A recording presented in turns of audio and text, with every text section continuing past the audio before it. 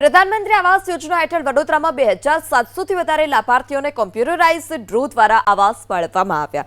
વિધાનસભાના મુખ્ય દંડક બાલકૃષ્ણ શુક્લ દ્વારા કોમ્પ્યુટરાઇઝ્ડ ડ્રો કરાયો હતો, જેમાં 2709 લાભાર્થીઓને મકાન ફાળવવામાં આવ્યા। આ સાથે દુકાનો પણ ફાળવવામાં આવી। કોર્પોરેશન દ્વારા આગામી સમયમાં વધુ 30,000 આવાસોનું આયોજન કરવામાં આવી રહ્યું છે। લિફ્ટ, ગાર્ડન, બાળકોને રમવા માટેના સાધનોની સુવિધા સહિત લાઇટ, પાણી સહિતની તમામ સુવિધાઓ તૈયાર છે। કેટલીક જગ્યાએ હજુ પણ કામગીરી ચાલે છે, જે આગામી 2 થી 3 માસમાં પૂર્ણ થઈ તમામ 2709 લોકોને સપનાના ઘરનું ઘર મળશે અને તેમનું ઘર મળી રહે તે માટેનું આયોજન છે।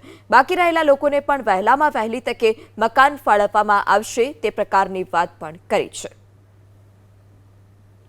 નગરપાલિકા દ્વારા પણ લગભગ 31 કરોડની ગ્રાન્ટ આજ રોજ જે ફાળવણી થવાની છે, આજ રોજ જે ડ્રો છે જેના થકી તો આ જે આવાસ યોજના અને એમાં 31 કરોડની ગ્રાન્ટ વડોદરા મહાનગરપાલિકા દ્વારા પણ ફાળવવામાં આવી છે।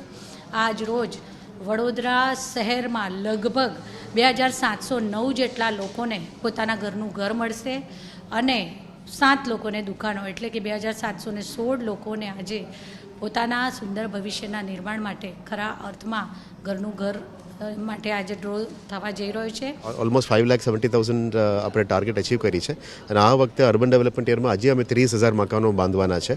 અલગ અલગ સ્કીમ્સમાં જે પેન્ડિંગ છે, પ્લોટ્સમાં પેન્ડિંગ છે, આ બધું અમે આવરી લેવાના છે।